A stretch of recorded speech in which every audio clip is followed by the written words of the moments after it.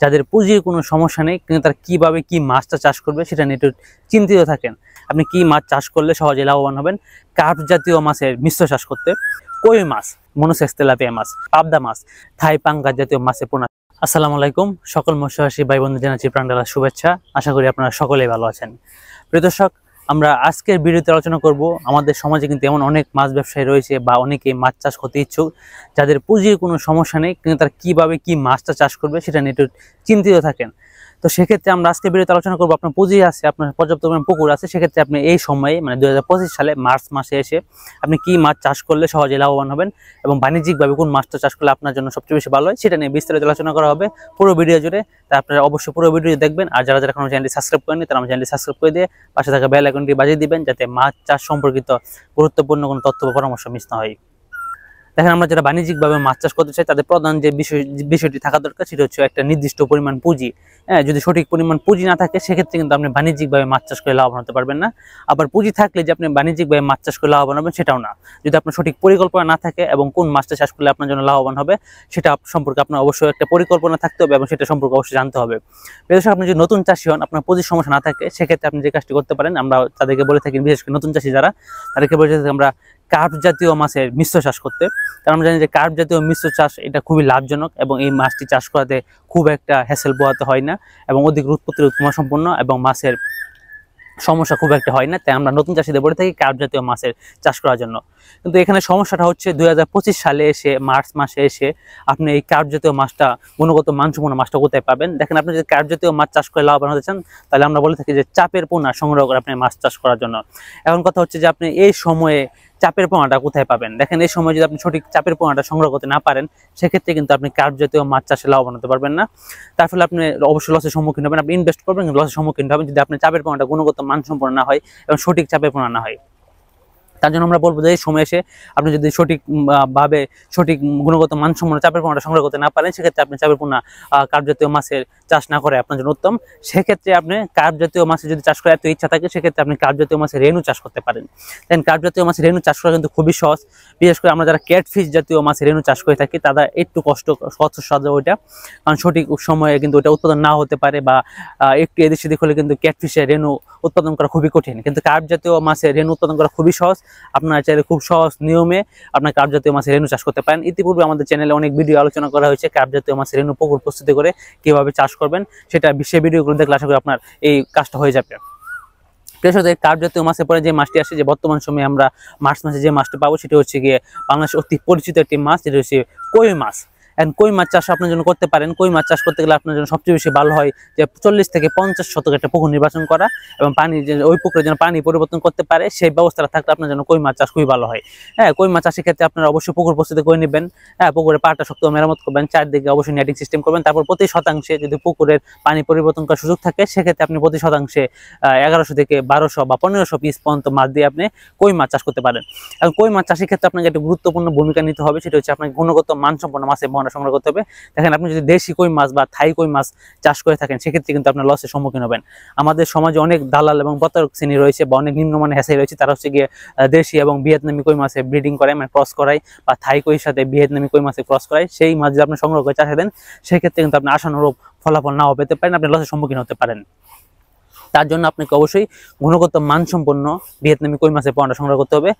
এটা সংগ্রহ করার জন্য আপনি বিশেষ স্বনামধন্য হ্যাচারি যারা রয়েছে, যারা সমাজে প্রতিষ্ঠিত হ্যাচারি সুনাম রয়েছে, তাদের কাছ থেকে পোনা সংগ্রহ করতে পারেন। প্রিয় দর্শক, আপনি যদি টেনশন নিতে না চান বা হ্যাসেল পোহাতে না চান সেক্ষেত্রে চাইলে কিন্তু আমাদের সাথে যোগাযোগ করতে পারেন। আপনারা অবশ্যই জানেন যে বাইবে হ্যাচারি নার্সারি পরিবার সবসময় গুণগত মানসম্পন্ন পোনা উৎপাদন এবং সরবরাহ করে আসছে। আপনারা কিন্তু আমাদের কাছে অরিজিনাল ভিয়েতনামি কই মাছের পোনা পেয়ে যাবেন খুব সুলভ মূল্যে। আপনি যদি আমাদের হ্যাচারি কই মাছ চাষ করেন সেক্ষেত্রে আপনি এটা 3.5 মাসে বা 4 মাসে বাজারজাত করতে পারবেন। সেক্ষেত্রে আপনার প্রত্যেকটি মাছের ওজন 200 থেকে 250 গ্রাম বা 250 গ্রাম প্লাস হয়ে থাকে যদি আপনি 3.5 মাস চাষ করে থাকেন। তাহলে আপনি যদি কই মাছ চাষ করতে চান সেক্ষেত্রে আপনারা আমাদের স্ক্রিনে থাকা নাম্বার যোগাযোগ করে আমাদের কাছে কই মাছের পোনা সংগ্রহ করে সঠিক গাইডলাইন সহ আপনারা কই মাছের পোনা সংগ্রহ করে চাষ করতে পারেন। সেক্ষেত্রে আশা করি আপনি বাণিজ্যিকভাবে মাছ চাষ করে আপনার ভালো একটা ফলাফল পাবেন। বেশক তারপরে যেটি আসে সেটা হচ্ছে বাংলাদেশের অতি পরিচিত একটি মাছ। বর্তমানে যে মাছটি চাহিদা দিন দিন হারে বৃদ্ধি পাচ্ছে, যে মাছটি চাষ করে অনেক মৎস্যচাষী বাইরেই লাভের সম্মুখীন হচ্ছেন, আবার অনেক মৎস্যচাষী বাইরে সর্বশান্ত হচ্ছেন। এটি হচ্ছে মনোসেক্স তেলাপিয়া মাছ।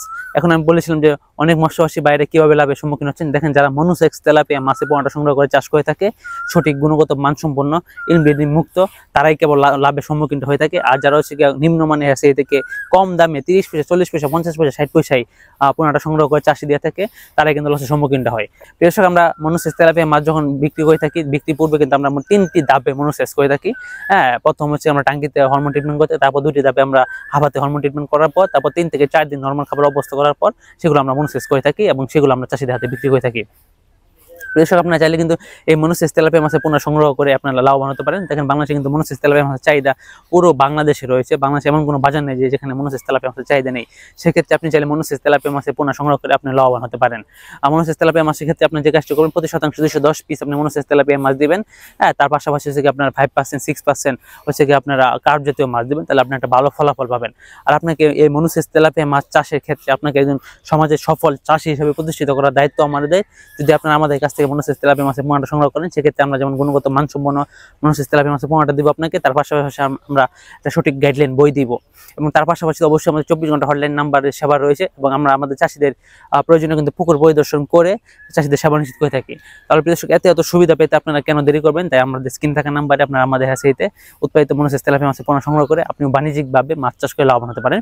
আপনি যদি আমাদের হ্যাচারিতে উৎপাদিত মনোসেক্স তেলাপিয়া মাছ চাষ করেন, তাহলে প্রতি কেজি মাছ উৎপাদনে আপনার খরচ হবে 115 টাকা। আর আমাদের হ্যাচারিতে উৎপাদিত মাছের FCR আসবে 1250 থেকে 1300 গ্রাম সর্বোচ্চ। দর্শক, এভাবে আপনি চাইলে মনোসেক্স তেলাপিয়া মাছ চাষ করতে পারেন। তারপরে যেটি আসে সেটা হচ্ছে পাবদা মাছ। দেখেন, আমি এতক্ষণ যতগুলা মাছ সম্পর্কে আলোচনা করেছি, তার মধ্যে সবচেয়ে লাভজনক হচ্ছে পাবদা মাছ। আবার তার মধ্যে সবচেয়ে বেশি রিস্কি হচ্ছে পাবদা মাছ। কারণ আমরা জানি যে পাবদা মাছ হচ্ছে খুবই সংবেদনশীল একটি মাছ। এই মাছ পুকুরে পানি প্যারামিটারের সমস্যা হলে মাছ মারা যায়, অক্সিজেনের ঘাটতি হলে মাছ মারা যেতে পারে, এবং সঠিক ঘনত্বে মজুত করতে না পারলে কিন্তু মাছের সঠিক একটা উৎপাদন আসবে না। হ্যাঁ, তার জন্য আপনার পাবদা মাছ চাষ করতে গেলে আপনাকে এই জিনিসটা আপনাকে অবশ্যই মাথায় রেখে চাষ করতে হবে। পাবদা মাছ চাষের ক্ষেত্রে আপনাকে মিনিমাম 50 শতক পুকুর হতে হবে এবং পুকুরে পানি পরিবর্তন ব্যবস্থা রাখতে হবে। যদি আপনার পুকুরে পানি পরিবর্তন ব্যবস্থা না থাকে, সেক্ষেত্রে আপনি ওই পুকুরে পাবদা মাছ চাষ করে লাভবান হতে পারবেন না। আর যদি পুকুরে পানি পরিবর্তন ব্যবস্থা থাকে, সেক্ষেত্রে আপনি সেই পুকুরে পাবদা মাছ চাষ করতে পারেন। যদি আপনার পুকুরে এয়ারেটর ইউজ করতে পারেন, পুকুরের তলদেশে ময়লাটা পরিষ্কার করতে পারেন, সেক্ষেত্রে আপনারা প্রতি শতাংশে চাইলে 2000 থেকে 2500 পিস পর্যন্ত দিতে পারেন। তবে 2000 থেকে 2500 পিস দিলে আপনাকে যে কাজটি করতে হবে, ধাপে ধাপে মাছগুলো বিক্রি করতে হবে। যখন মাছগুলো কিছু মাছের সাইজ বড় হয়ে যাবে, সেক্ষেত্রে ওই মাছগুলো বিক্রি করতে হবে, নাতে অন্যত্র পুকুরে দিতে হবে। এভাবে চাইলে কিন্তু আপনারা বাণিজ্যিকভাবে পাবদা মাছ চাষ করে আপনারা লাভবান হতে পারেন। কৃষক, আর যেটি আপনি মাছ চাষ করতে পারেন, যেটি আমাদের বাংলাদেশে ম্যাক্সিমাম চাষি ভাইরা করে থাকে বা একটা সময় চাষের চাহিদা বেশি ছিল, সেটা হচ্ছে থাই পাঙ্গাস জাতীয় মাছের পোনা সংগ্রহ করে মাছ চাষ করা। থাই পাঙ্গাস আর ওই যে কার্প জাতীয় মাছের হিসাবটা একই রকম। যদি আপনার চাপের পোনাটা সংগ্রহ করে গুণগত মানসম্পন্ন থাই পাঙ্গাসের পোনাটা সংগ্রহ করতে পারেন, সেক্ষেত্রে আপনি পাঙ্গাস মাছের পোনাটা চাষে দিতে পারেন। তবে এককভাবে চাষ করে আপনি পাঙ্গাস মাছ চাষে লাভবান হওয়ার কোনো সুযোগ নেই। বর্তমান বাজারে যে মূল্য বা পাঙ্গাস মাছ চাষ করতে গেলে আনুষঙ্গিক জিনিসের যে মূল্য, সেক্ষেত্রে একক চাষে কিন্তু পাঙ্গাস মাছ চাষের সুযোগ নেই। সেক্ষেত্রে আপনাকে অবশ্যই মিশ্র চাষ করতে হবে। সেক্ষেত্রে আপনারা পাঙ্গাস মাছের সাথে 3 থেকে 4টি কাতল, 8 থেকে 10 পিস রুই মাছ, নিচের স্তরের জন্য হচ্ছে 3 থেকে 4 পিস আপনার মৃগেল মাছ দিবেন। তার পাশাপাশি হচ্ছে আপনারা প্রতি শতাংশে পাঙ্গাস মাছের সাথে 30 থেকে 35 পিস আপনারা মনোসেক্স তেলাপিয়া মাছ দিবেন। তাহলে আশা করি আপনারা এই পাঙ্গাস মাছ চাষ করে বাণিজ্যিকভাবে লাভবান হতে পারবেন। প্রিয় দর্শক, আমরা এতক্ষণ পর্যন্ত যে মাছগুলো সম্পর্কে আলোচনা করেছি এবং এই মাছের চাষ ব্যবস্থাপনা যদি আপনারা আমাদের গাইডলাইন মেনে চাষ করতে পারেন, সেক্ষেত্রে আশা করি আপনারা পুঁজি যতই থাকুক না কেন, সেক্ষেত্রে আপনারা অবশ্যই এই মাছটি বাণিজ্যিকভাবে মাছ চাষ করে লাভবান হতে পারবেন। আর আপনারা যদি আমাদের কাছ থেকে মাছটা সংগ্রহ করেন, সেক্ষেত্রে আপনাকে একদিন সমাজের সফল চাষি হিসেবে প্রতিষ্ঠিত করার দায়িত্ব আমাদের। আমরা আমাদের সঠিক গাইডলাইন বই এবং সঠিক গাইডলাইনের মাধ্যমে আপনাকে সমাজে প্রতিষ্ঠিত করব। তাছাড়া আমাদের চাষিদের পুকুর পরিদর্শনের মাধ্যমে কিন্তু আমরা বিশেষ সেবা নিশ্চিত করে থাকি। প্রিয় দর্শক, আজকে ভিডিওতে দীর্ঘায়িত করতে চাচ্ছি না। আমাদের পরবর্তী ভিডিও আসা পর্যন্ত সকলের সুস্বাস্থ্য এবং সুদীর্ঘ কামনা করে এখানে বিদায় নিচ্ছি। আসসালামু আলাইকুম।